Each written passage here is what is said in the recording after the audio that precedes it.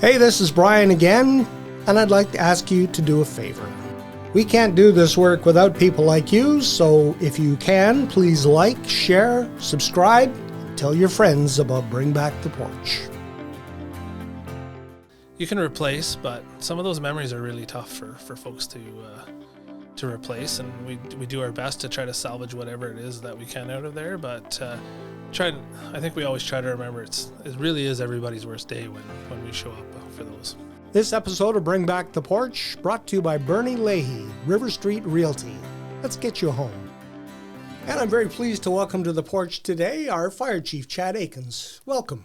Yeah, thank you. Thank you for the invite. I appreciate it. You have been busy. 2025 was a stellar year for the fire service in Medicine Hat, capped off in October with a nice gala presentation at the co-op place. But there was a lot more that happened in 2025. You have been busy. You just released your report, and we'll talk a little bit about it. First of all, how long does it take you to do that?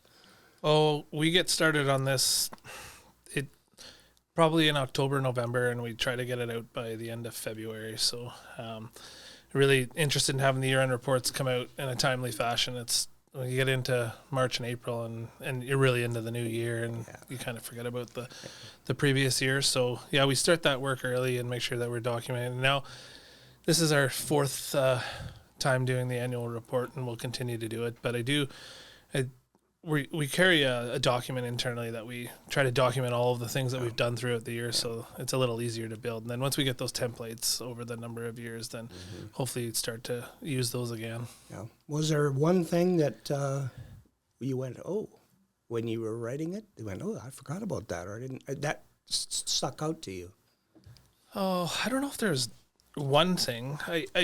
I'm always happy to see, and I think we've really put a lot of work into our community safety branch, and I think that's really the future of the fire service. And that's not to take away from any rest of the service at all, but the more work that we can do on the front end to prevent fires will certainly save us on the back end when we're out responding to emergencies. So we hired a fire life safety educator, which I know you're aware of, and Kelly Ireland, and she's done just a fantastic job in a part of the community safety branch, and with the support of the other prevention officers in there, has really driven our public education a lot further than we've been in a number of years, for sure. Yeah, I think the awareness of the work that the fire service does was also raised in the past year, and you were just alluding to how your social media has grown and sort of like blows the mind. Yeah, as you'll see in the report, but I think Facebook has grown about 320%, and our Instagram following views are up 420%. So those are some pretty high numbers. I was pretty impressed with the reach, and certainly the reach that social media has, and the messaging that you can get out, quite honestly, is fantastic.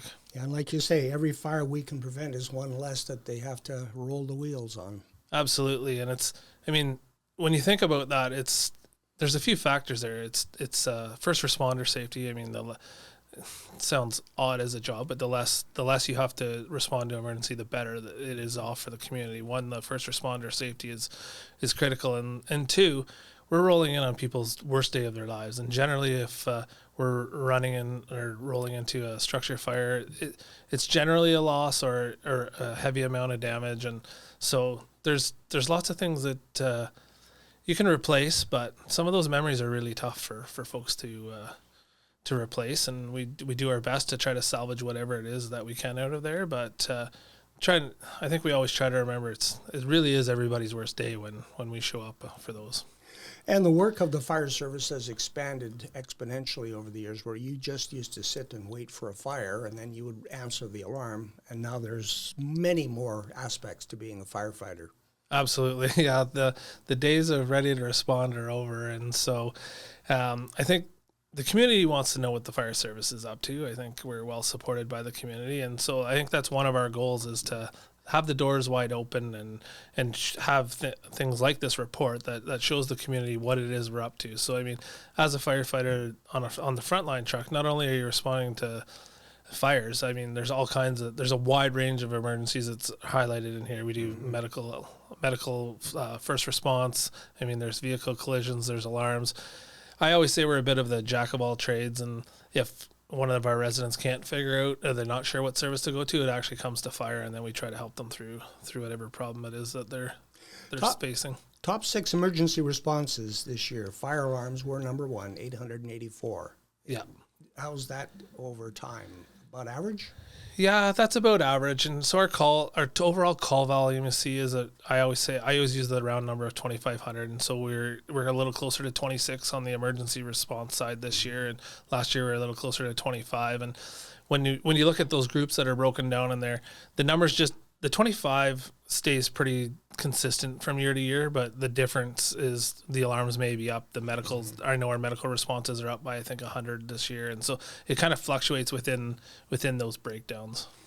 The problem with false alarms, has that gotten better over the years as more education has gone on about making sure that your systems are maintained? Yeah, absolutely. And with the fire alarm bylaw and registering them. And so it is certainly gotten better. But I mean, that's what we're here for. I mean, accidents happen, and we still go to a lot of cooking events, and it happens. It's kind of one of my favorite things is actually going to the elementary schools and being able to participate with the kids, and you'll always guaranteed to hear a story about, well, yeah, we seen you. My mom burned dinner, and there's no secrets there, and so that's always one of my favorite things. But to draw it back, we do actually go to a number of those, but it has gotten better, and they're quick to cancel. But I will say that we have an internal policy where if we have an alarm come in and we've already left the station, that we will continue to roll to make sure that the resident is okay, and if there's anything else that we can help them with. Okay. Number 2 was medical first response. That has become a major part of what your service does. Absolutely, yeah. So we support emergency health services now, is what is called EHS and formerly AHS, but we run calls, the most critical type calls for them, so CPR or any of those.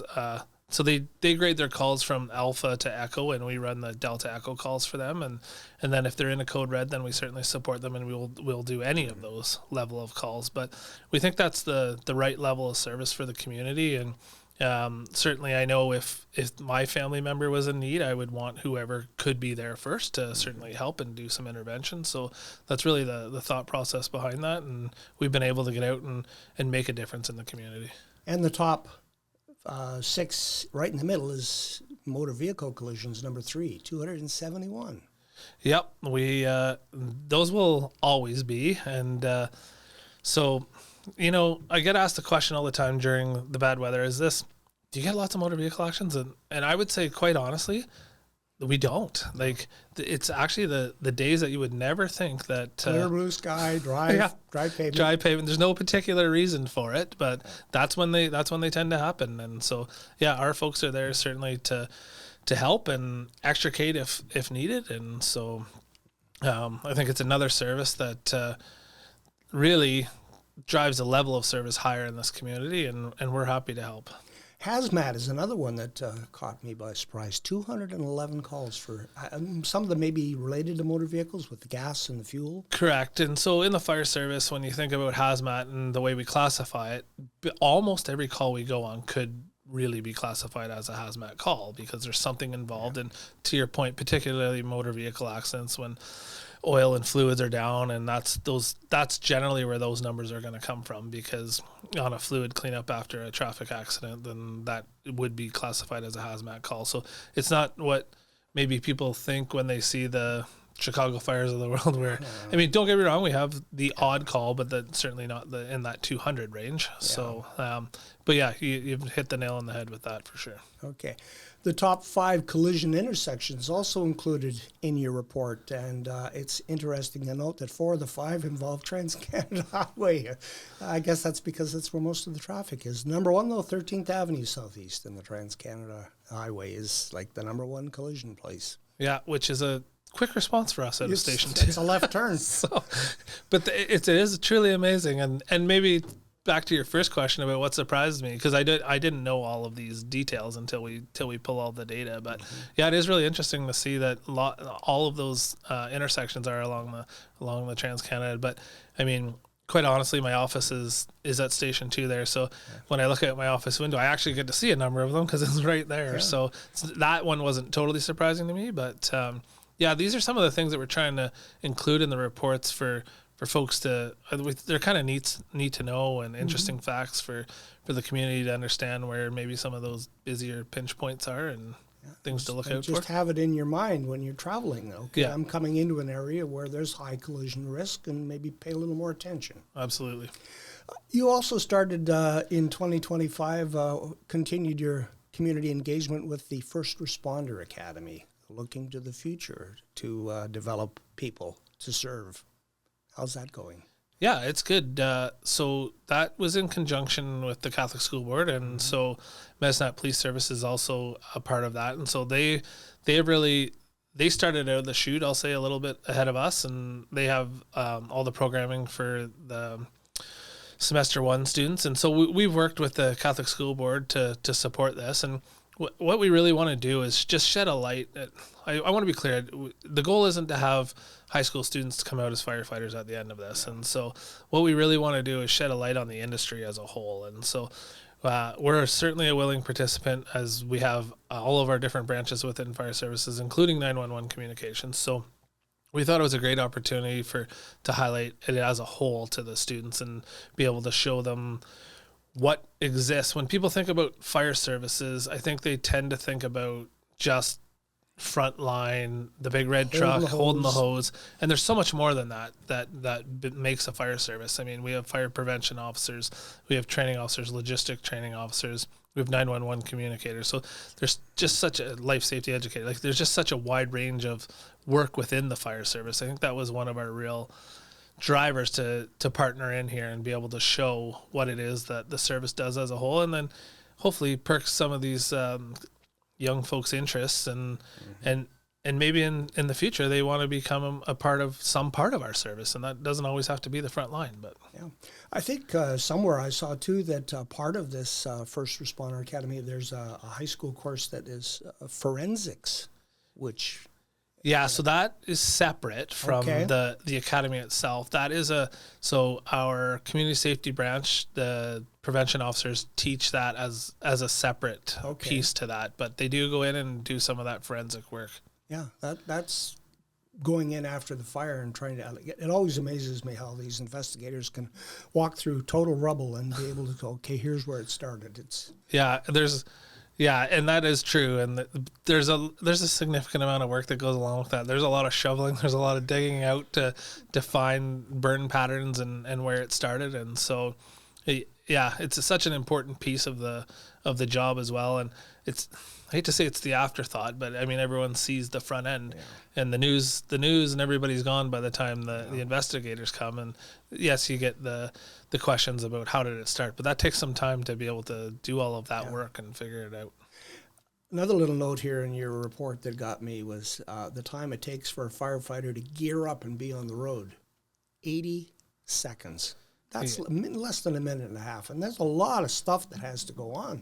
Yeah, so we train quite regularly on that, and we really work hard at trying to get out the door. And so we do some pre-alerting for our stations when it comes. So we share that 80 seconds with our dispatch. So while they're gathering information, a tone has already came to one of our stations. So all of our folks are getting geared up and ready, and then they're headed out the door. So we've done some significant work on our response times and trying to meet what is now a council approved, and it has been since 2013, but we aim to have our first engine on scene in 6 minutes and 20 seconds, and then what we call a full alarm assignment, which is all 3 stations in 12 minutes and 20 seconds, and we've been really successful at that. But that takes a lot. There's a lot of pieces to that puzzle as well. So I mean, we've had some significant support from the city and city council. We moved 2 stations. We have what we call traffic preemption on every traffic light in the city. And for folks that maybe aren't aware of what that is, so when our lights and sirens are on, it's our lights that actually activate it. The GPS picks us up and then it knows the route that we're heading, and that turns all the lights green so it flushes out the intersections, so there isn't that backup that you see in other cities.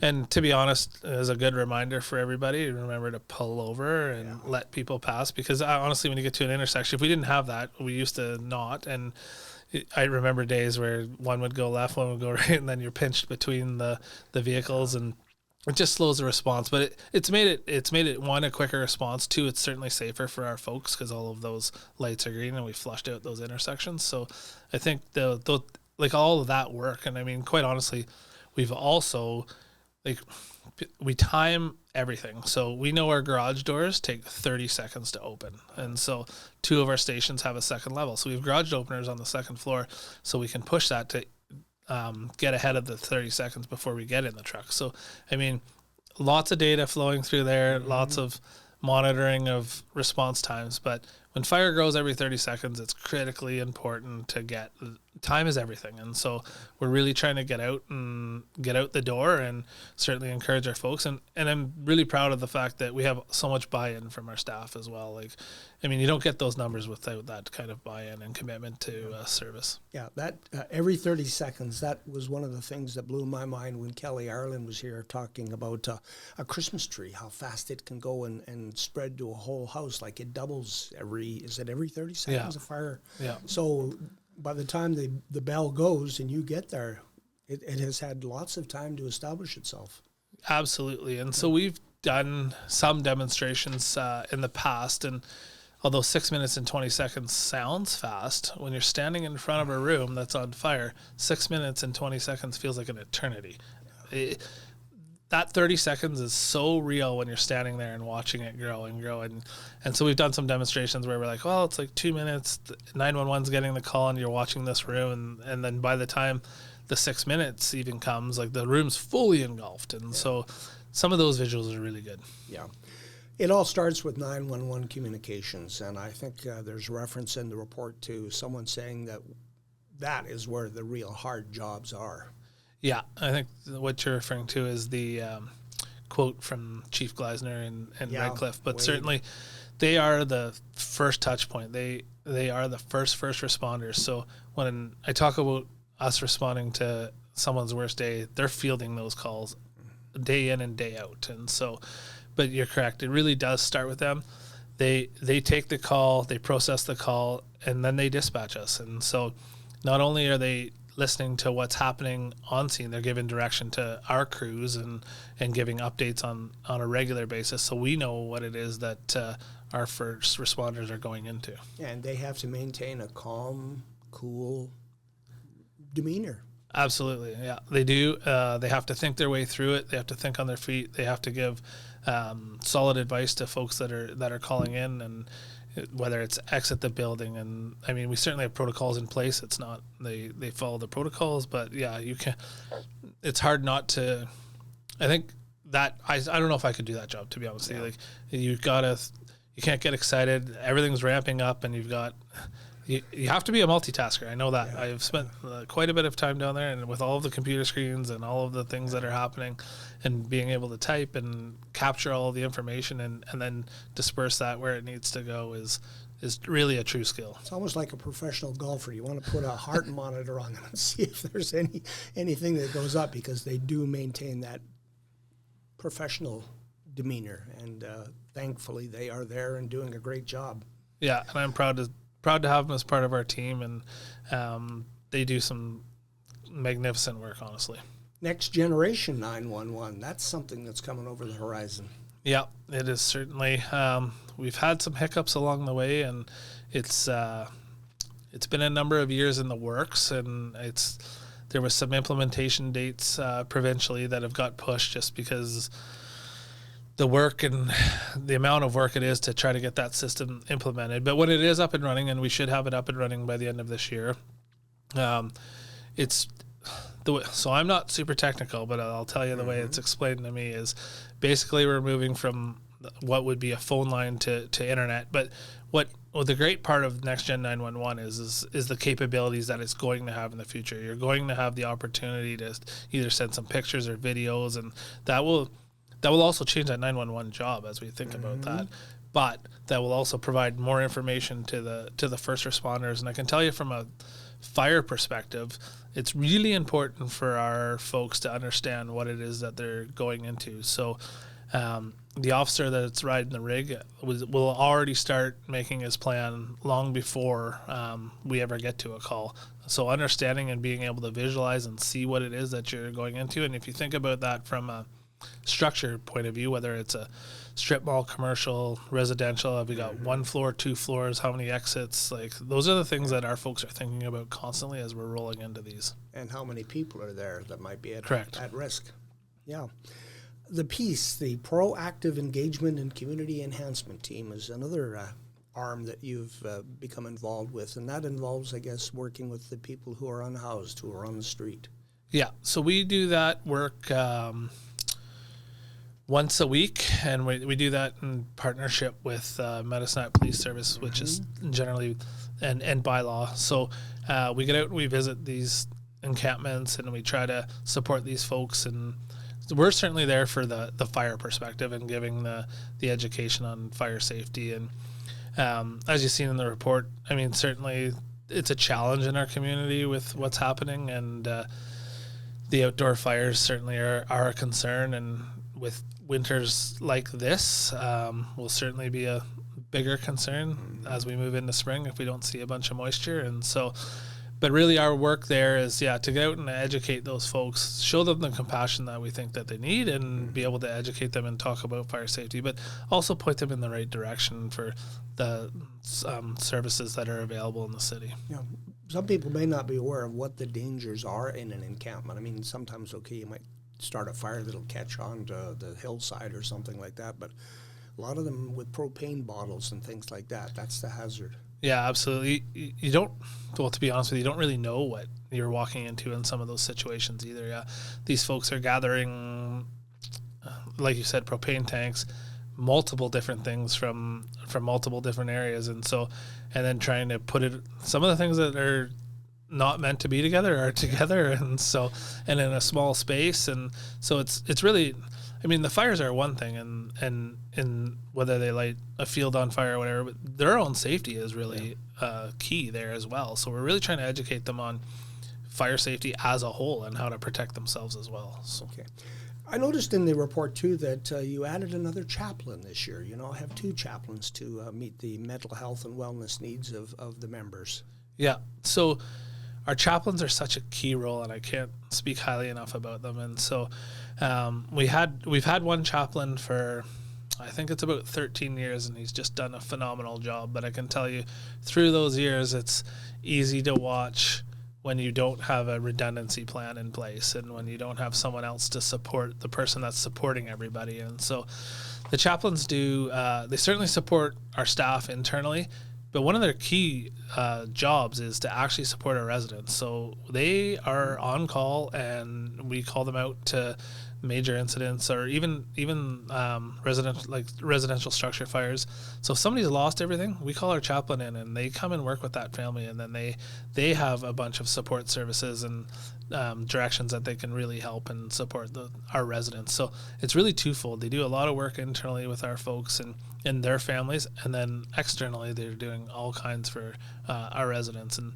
And to be honest, those 2, I can't speak highly enough. They do such a tremendous job, and they just do more than, I don't know. I don't even know how to explain the work that they do. They're called a chaplain. They're a bit of everything for different people, certainly in the service too, because I think our folks certainly see traumatic things, do that work, but I mean, they also have a life outside of work where everyone runs into complications. So those folks do the work of many. Yeah, and we're thankful that they're there. Absolutely. Another program that I had not heard of before is After the Fire program. How does that work? Yeah, so After the Fire program is a program when we have a house fire in a certain area, then we try to get out within the next couple of weeks, and actually we go door to door, and I like participating in this as well, so I try to get it as much as possible. But we get out door to door and we give out fire safety education. So if you had a fire down the street from you, people tend to get fairly nervous about how did it start, and we try to educate them on, if we can, how it started, what happened, things to look out for in your own home. And so we do home inspections as well. So we certainly offer that while we're out in that setting. And then we'll go in and check your smoke detectors. And we always try to remind folks to make sure that you have working smoke detectors. And you know what, that program's it seems to be really well accepted, honestly, by the residents. I think they're really appreciative in that, and you really want to hit the area that's close to where it happened, and some of these communities are fairly close, and so I think it's a great program to get out and be able to deliver that education, and also deliver some level of comfort in that, it's not going to happen to everybody, and it could, but if you do these things, then you're certainly making yourself safer. Yeah, and those inspections are free of charge. They are, absolutely. People think, I can't afford to have a fire department come here and go through my house, but nope. Nope, they are free of charge, and we send our community safety folks out, and Kelly's one of those, and so out they go, and they'll walk through the house and point out any hazards that they might see. And people when they think about hazards, they don't really think about it. Like, trying to think of some examples. So lots of people hang their tea towels off the front of their oven, but they don't take them off when they're running the oven, or they what's some other common ones I'm trying to think of? Extension cord use is probably one. Yeah. Mm-hmm. So I was just going to use it temporarily, but then it's been, and then you might ask them how long it's been there, and really what we'd like to see in place of that is a power bar with a circuit breaker.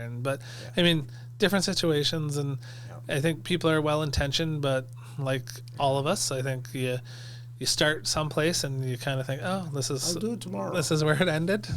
Yeah. The top 5 causes of fires were also included in your report, and number 1 kind of raised my eyebrows was arson. Yeah, that has raised a few eyebrows. So I've had the opportunity to present this report to Admin Committee, Public Services, and it's going to Council here on March 2nd. But so the arson one is interesting, and I want to assure everybody there isn't an arsonist running around town. But yes, calm down. I would say that a lot of it has to do with the opioid crisis that we're facing and some of the unhoused, and so some of that gets put in the arson because that's where it fits. And so I do want to assure everyone, like, although it does appear as number 1, and that is true, there is just some different factors that are leading to that one. Careless smoking was another one that still gets my mind blown, because like you're holding something that can start a fire and you just flick it away or whatever, or put it into your planter.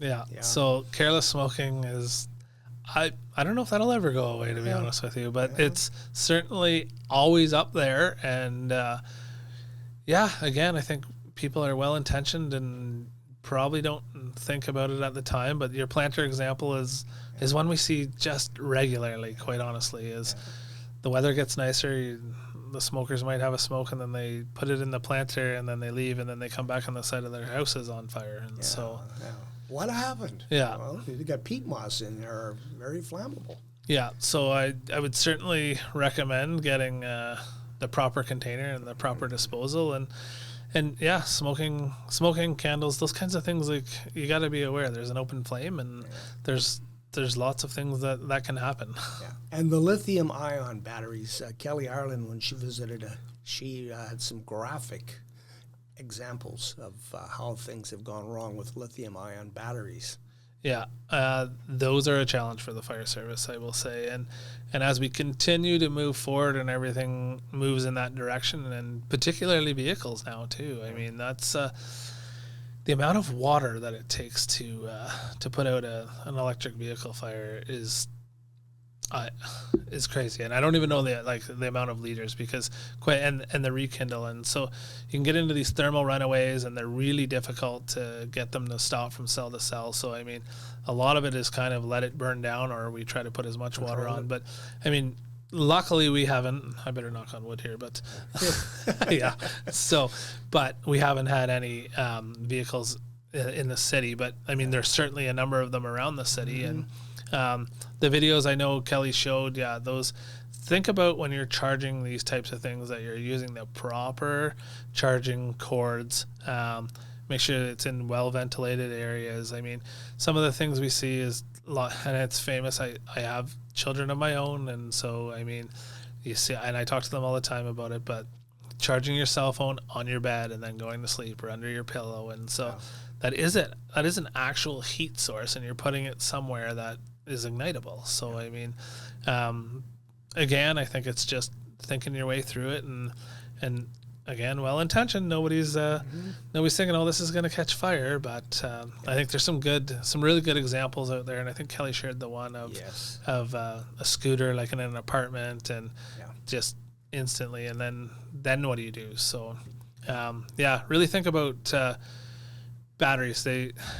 And I think actually that's where Kelly is today. To be honest with you, I think she's actually at the landfill doing some work with what happens at the landfill when batteries end up there. Because although you and I may discard these things, they go somewhere and there's still another reaction down the line. And we've had a number of landfill fires over the years as well. Yeah, and they can be nasty as well. Absolutely. As we look forward, you also in your report, the challenges you're facing in managing the fleet is the one that really stuck out at me, because supply chains, the cost of replacing fire engines, it's all out of your hands really, but something you have to deal with. Yeah, so lots of planning that needs to take place, and we've done a pretty good job in this city on planning that. And we did go ahead and order 2 engines a number of years ago. I think it's 2 years ago now, but it's a 3-year delivery for a new truck. I think COVID played a factor in all of this, certainly. What's happening across the border, the tariffs has certainly driven costs up and wait times, and so it's not just a challenge here in Medicine Hat, it's a challenge across the fire service. And so it's certainly driving a lot of departments to look at lifespan of the vehicles. Can they push them a little longer? What does that look like? And so we do have two new engines that are headed our way, and I think they land either it's the end of this year or beginning of next. But like I said, we had ordered those I believe it was 2 years ago. It was a 3-year delivery at the time. And so, but yeah, we've certainly seen a rise in cost. And so those are all challenges that you have to try to plan for and be able to deliver the same level of service and that our residents expect. Chad, thank you for the visit and the report on the 125th year. And let's hope that the 126th year is uneventful. Well, thank you very much. I appreciate the invite.